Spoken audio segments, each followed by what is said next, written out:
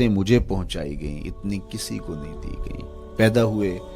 تو حضور کے باپ کا سایہ سر پہ نہیں تھا، پھر اس کے بعد حضور مختلف مراحل سے گزرے۔ 6 سال کی عمر میں ماں کا انتقال ہو گیا۔ جب راہ حق میں لوگوں کو دعوت رشد و ہدایت دینے نکلے تو جو لوگوں کے رویے تھے اور جو اذیتیں لوگوں نے پہنچائیں وہ ایک الگ باب ہے۔ مکے کی گلیوں سے لے کے طائف کے بازاروں تک جن اذیتوں سے میرے حضور گزرے، ام المومنین سیدہ عائشہ رضی اللہ تعالیٰ عنہ فرماتی ہیں ایک دن حضور کی بارگاہ میں حاضری تھی تو ہم نے عرض کیا حضور کیا احد کے دن سے سخت دن بھی زندگی میں کبھی گزرا ہے؟ صحابہ کی نظر میں اس دن سے سخت دن کبھی زندگی میں نہیں آیا، اس لیے کہ جب 70 صحابہ کی لاشیں پڑی تھیں، حضور کے چچا حضرت امیر حمزہ شہید کر دیے گئے، اور نہ صرف انہیں شہید کیا گیا، ان کا مسئلہ کیا گیا، اعضائے بدنیاں کاٹ دیے گئے، ناک کاٹ لی گئی، زبان کاٹ لی گئی، بدن چیر کے کلیجہ نکالا گیا، اور پھر ان اعضاء کا ہار پرویا گیا، اور ہندا نے گلے میں ڈال کے رقص کیا، آنکھوں میں نیزے چبھوئے گئے۔ تو یہ دردناک دن تھا۔ تو حضور کے سر انور پہ سفید رنگ کی پٹی بندھی تھی اور چشمان رحمت میں آنسو تھے، اور بار بار فرماتے تھے ما فعل عمی، میرے چچا کی کہانی سنا۔ تو یہ دردناک دن تھا جو صحابہ نے اپنی آنکھوں سے دیکھا۔ تو انہوں نے کہا حضور کیا احد کے دن سے سخت دن بھی کبھی زندگی میں آیا؟ ان کا خیال تھا کہ حضور فرمائیں گے ہاں یہ میرا زندگی کا مشکل ترین اور سخت ترین دن تھا، لیکن حضور نے فرمایا ہاں عائشہ، جب طائف کے بازاروں میں تیری قوم نے مجھے پتھر مارے تو یہ دن احد کے دن سے بھی سخت تھا۔ حضور ان کے 3 سرداروں کے پاس پیغام حق لے کے گئے، لیکن انہوں نے آگے سے جو رویہ اختیار کیا وہ اتنا اذیت ناک تھا۔ حضور نے فرمایا کہ ٹھیک ہے، میں تمہاری خیر خواہی کا جذبہ لے کے تمہارے تک پہنچا ہوں، تم نے میری دعوت کو قبول نہیں کیا، تمہاری مرضی، تمہارا مقصود، چلو اب یہ بات میرے اور تمہارے درمیان رہنی چاہیے، اس بات کو راز رہنا چاہیے، اہل مکہ تک یہ بات نہ پہنچے۔ انہوں نے کہا ہم کیوں راز رکھیں، بلکہ اوباشوں کے ہاتھ میں پتھر دے دیے، اور حضور جب واپس ہونے لگے تو وہ حضور کے پاؤں پہ سنگزنی کرتے، حضور اپنا ایک پاؤں اٹھاتے تو دوسرے پاؤں پہ مارتے، شدت درد اور احساس کرب سے حضور بیٹھ جاتے تو ان کے ہنڈے دائیں بائیں سے بڑھتے اور کندھوں سے پکڑ کے حضور کو اٹھاتے اور مشق سنگزنی کرتے، نالین خون سے بھر گئے، لخت لخت زخمی ہوا۔ اللہ اکبر، کیا دردناک لمحے تھے، کیا تکلیف بھری گھڑیاں تھی۔ تو کہا کہ جب طائف کے بازاروں میں تیری قوم نے مجھے پتھر مارے تو یہ دن احد کے دن سے بھی سخت تھا۔ اچھا، جب حضور پر اس طرح آلام و مصائب ٹوٹ پڑے تو حضور کے ساتھ جو صحابہ تھے انہوں نے کہا حضور ان کے لیے بد دعا کر دیجیے، تو میرے حضور بولے میں رحمت بن کے آیا، میں رحمت بن کے آیا۔ اللہ اکبر، ان کا تقاضا پہم بڑا تو حضور کے ہاتھ اٹھ گئے، اور پھر حضور نے جو کہا سنیے، اللہم اہد قومی فإنہم لا یعقلون، اے اللہ میری قوم کو ہدایت دے دے، یہ مجھے جانتے دے، اگر جانتے تو ان کا میرے ساتھ یہ رویہ نہ ہوتا۔ تو پتھروں کے جواب میں دعائیں دینا پیغمبروں کا حوصلہ ہوتا ہے۔ اللہ اکبر، مورخ اسلام حفیظ جلندری نے کیا خوبصورت پیرائے میں نقشہ کھینچا کہ حضور ہاتھ اٹھا کے دعا مانگ رہے ہیں، الہی کرم کر کو سارے طائف کے مکینوں پر، الہی پھول برسا ان پتھروں والی زمین پر۔ تو حضور نے دکھ سہے، تکلیفیں سہی۔ اب 3 قسمیں کی، شہر مکہ کی قسم جہاں حضور کے صحابہ نے تکلیفیں سہی، اس شہر کی گلیوں میں انہیں گھسیٹا گیا اور ان کو کچی کھالوں میں لپیٹ کے دھونیاں دی گئی، انہیں اذیت ناک مراحل سے گزارا گیا۔ حضرت ابراہیم مشکل سے مشکل زندگی کاٹی اور رب کی رضا جوئی کے لیے کوشاں رہے، اور میرے حضور نے سخت ترین اذیتوں، مقاومتوں، مخالفتوں اور تکلیفوں کا سامنا کیا۔ تو ان 3 چیزوں کا حوالہ دے کر، ان 3 چیزوں کی قسم کر کے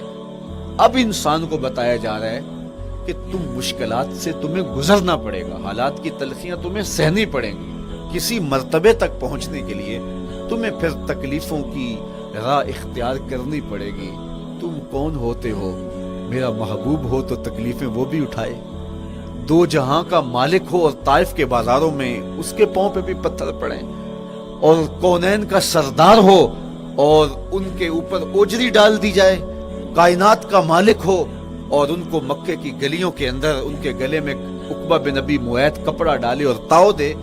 تو کیا ان مشکلات سے تم بچ سکتے ہو؟ جب تم کسی منزل تک پہنچنا چاہتے ہو تو پھر یہ حوالے ماضی کے دیکھ لو، 3 قسمیں کر کے اس حقیقت کو بیان کیا۔ ابراہیم علیہ السلام کے وجود کو دیکھ لو، حضرت مصطفیٰ کریم علیہ السلام کی ذات ستودہ صفات کو دیکھ لو، اور مکے کی گلیوں میں صحابہ کے ساتھ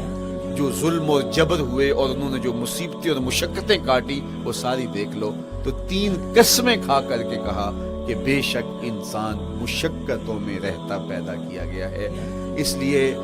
قافلہ انسانی کے وہ افراد جو کسی منزل کے متلاشی ہوتے ہیں، جو جستجو کی زندگی بسر کر رہے ہوتے ہیں، ان کو پھر مشکلات سے گزرنا پڑتا ہے اور حالات کی تلخیاں ان کو گوارا کرنا پڑتا ہے، کشاکش حیات سے ان کو ٹکرانا پڑتا ہے، اور ان کو آگے بڑھنے کے لیے ان کو تکلیفوں سے گزر کر کے، جان گسل مراحل سے گزر کر کے پھر منزل کی طرف عازم سفر ہونا پڑتا ہے۔ کیا میں نے اس خاکدان سے کنارہ، جہاں رزق کا نام ہے آب و دانا، پلٹنا جھپٹنا جھپٹ کر پلٹنا، لہو گرم رکھنے کا ہے ایک بہانہ، پرندوں کی دنیا کا درویش ہوں میں کہ شاہی بناتا نہیں آشیاں۔ تو زندگی مشکل مراحل سے گزر جانے کا نام ہے۔ اقبال نے کہا تھا ہے شباب اپنے لہو کی آگ میں جلنے کا نام۔ یہ زندگی آسان نہیں ہے، یہ حالات کی تلخیوں کا مقابلہ کرنے کا نام ہے، یہ ضبط نفس کا نام ہے، یہ اپنے من کی تربیت کا نام ہے۔ حضرت امام راضی سایت کریمہ کے تحت لکھتے ہیں کہ جب بچہ شکم مادر میں ہوتا ہے تو وہ 3 پردوں میں ہوتا ہے، ایک جھلی کا پردہ، ایک رحم مادر کا پردہ اور ایک پیٹ کا پردہ۔ تو 3 پردوں میں وہ بیچارہ بڑی عجیب سی حالت میں ہوتا ہے۔ یہ اس کا پہلا مرحلہ ہے تخلیق کے بعد، اس کے بعد پیدائش کا دوسرا مرحلہ ہے، یہ زچہ بچہ دونوں کے لیے موت و حیات کے مرحلے ہوتے ہیں۔ اس کے بعد وہ پیدا ہوا، اس دنیا پہ آیا تو اس کی مشکل کیا ہے؟ زبان ہے، بولنا نہیں جانتا، دیکھتا ہے پہچان نہیں سکتا، سنتا ہے سمجھ نہیں سکتا، ہاتھ ہیں پکڑ نہیں سکتا، ٹانگیں ہیں چل نہیں سکتا۔ کتنی مشکل بن گئی، یہ سب کچھ چیزیں ہونے کے باوجود بھی وہ بے بس دکھائی دیتا ہے، اس کو دودھ مانگنے کے لیے بھی رونا پڑتا ہے۔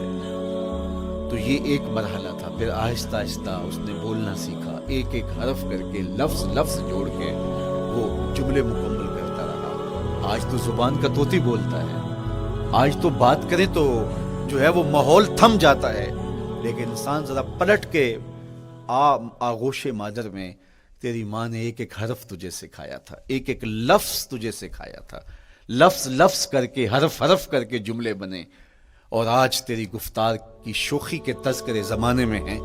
تو پھر تجھے بولنا سکھایا، تو چل نہیں سکتا تھا، آج تیری جو ہے وہ جولانیاں دیکھنے والی ہیں، تیری رفتار کو کوئی چھو نہیں سکتا ہے، تیری آنکھوں کی بجلیاں آج عقابوں سے بڑھ کر ہیں، آج تیرے کانوں کے اندر نغموں کا جہاں آباد ہے، آج تیرے ہاتھوں کی گرفت کہ آگے شیر غراں بھی ہو تو وہ بھی بے بس ہو جاتا ہے، لیکن دیکھ تو کتنا مجبور تھا۔ اچھا چلو وہاں سے آگے آئے، پھر زندگی کو سیکھنا پڑتا ہے، آداب سیکھنے پڑتے ہیں، کس سے کیا بات کرنی ہے سیکھنا پڑتا ہے، آگے بڑھے، جوانی کی دہلیز پہ پہنچے۔ جوانی انسان کی زندگی کا باقپن ہوتا ہے، عروج ہوتا ہے، اللہ اکبر، لیکن جوانی کو تقدس معاب رکھ کے منزل تک پہنچانا یہ سب سے مشکل مرحلہ ہوتا ہے، چونکہ جذبات بے قابو ہیں، خواہشیں آوارہ ہیں، اور تا حد نظر نظارے ہی نظارے جو دل کو کھینچتے ہیں۔ اب اپنے تقدس کو جو شخص محفوظ رکھے، کائنات میں سب سے قیمتی جوہر حضرت انسان کا اس کی عصمت کا جوہر ہے، اور سب سے حسین چہرہ وہ ہے جو جنسی کالک سے اپنے آپ کو بچا لے۔ تو جوانی ہو، باقپن ہو، اور پھر اپنی خواہشات کو بے قابو نہ ہونے دیا جائے، سب سے مشکل مرحلہ پوری زندگی میں یہ آتا ہے۔ کسی نے کہا تھا کتاب زیست کا ایک اور باب بیت گیا، شباب بیت گیا، ایک عذاب بیت گیا۔ تو شباب کا ختم ہونا اور اس کو خیریت سے منزل تک پہنچنا یہ کتنا بڑا مشکل مرحلہ ہوتا ہے، جس کا جوانی میں باطن کا چہرہ مسخ ہو جاتا ہے اور جنسی کالک سے جو چہرہ آلودہ ہو جاتا ہے، اس کا عفت کا دامن داغدار ہو جاتا ہے۔ تو اس لیے وہ چہرہ تاباں ہے، وہ چہرہ روشن ہے، وہ چہرہ منور ہے جو اپنے آپ کو کالک نہیں لگنے دیتا اور اپنی عصمت کی حفاظت کرتا ہے۔ میرے حضور نے بھی ارشاد فرمایا سبعۃ یظلھم اللہ تعالی فی ظلہ یوم لا ظل الا ظلہ، 7 اشخاص ایسے ہیں قیامت کے دن جب کوئی سایہ نہیں ہوگا، اللہ ان کو اپنے عرش کا سایہ عطا کرے گا۔ ان میں سے پہلا شخص امام عادل حکمراں، دوسرا شخص وشاب نشأ فی عبادت اللہ، وہ جوان جس کی جوانی اللہ کی عبادت میں بسر، تیسرا وہ شخص ورجل قلبہ معلق بالمساجد، وہ شخص جس کا دل مسجد میں لگتا ہے، مسجد میں جمتا ہے، اور چوتھا شخص ورجل دعته امرأة ذات منصب وجمال فقال انی اخاف اللہ، وہ شخص جس کو دعوت گناہ ملی اور حسن قدموں میں بچھنے کے لیے بےتاب ہوا، اور اس نے کیا کہا انی اخاف اللہ، میں اللہ سے ڈرتا ہوں، میرا اللہ مجھے دیکھ رہا ہے۔ میرے حضور نے فرمایا قیامت کے دن جب کوئی سایہ نہیں ہوگا، اللہ اس کے اوپر اپنے عرش کا سایہ تان کرے، جو اپنی عصمت کے جوہر کو بچا گیا۔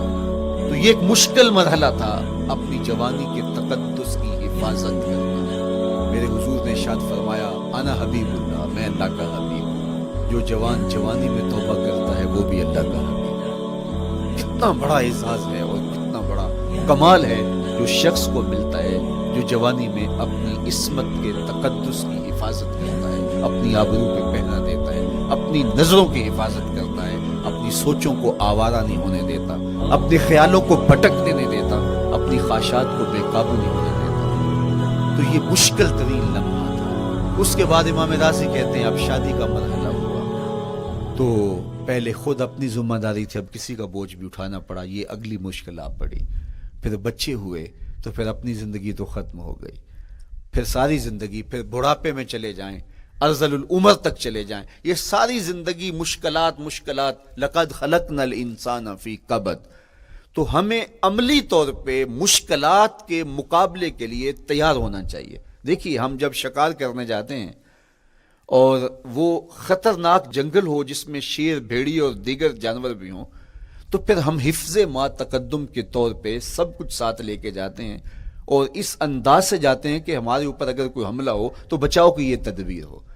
تو ہم عملی طور پہ اس کے لیے خود تیار ہوتے ہیں، تو پھر کوئی ہونے والا حملہ غیر متوقع نہیں ہوتا اور ہم اس کے لیے اپنے آپ کو مستعد اور فعال پاتے ہیں۔ اسی طرح میں اور آپ اگر زندگی کے اس فلسفے سے آگاہ نہیں ہوں گے کہ زندگی مشکلات کا مجموعہ ہے، حالات کی تلخیاں ساری زندگی ہمارے ساتھ رہیں گی، تو کوئی بھی تکلیف، کوئی بھی اذیت، کوئی بھی ایسا واقعہ جو ہم نہیں چاہ رہے ہوں گے وہ روح پذیر ہوگا تو ہم گھبرا جائیں گے اور پھر اس وقت ہم دکھی ہو جائیں گے۔ اس لیے ہمیں یہ قرآن نے سکھایا ہے کہ تم عملی طور پہ زندگی کی سختیوں کا مقابلہ کرنے کے لیے آمادہ اور تیار ہو جاؤ۔ قرآن مجید میں جو صبر کا لفظ ہے اس کا مفہوم یہ ہے کہ حالات کی جو تلخیاں تمہارے اوپر آتی ہیں، وہ غربت بھی ہو سکتی ہے، وہ بیماری بھی ہو سکتی ہے، وہ لوگوں کی عداوت اور دشمنی بھی ہو سکتی ہے، وہ اور بہت ساری چیزیں ہوتی ہیں، وہ جنگوں کی حالت کا بپا ہو جانا اور تمہارا دشمنوں کے نرغے میں گر جانا، یہ سب کچھ ہو سکتا ہے۔ تو اس کے اوپر استقامت کے ساتھ تم کھڑے رہو اور تم ان کو برداشت کرنے کی اپنے اندر ہمت اور حوصلہ رکھو، تو پھر وہ تمہارا صبر ہوگا، اور یہ قوت اگر تمہارے اندر پیدا ہو جاتی ہے تو پھر تمہاری زندگی آسان اور سوکھی ہو جاتی ہے۔ لیکن اگر یہ دولت تمہیں نصیب نہیں ہوتی تو پھر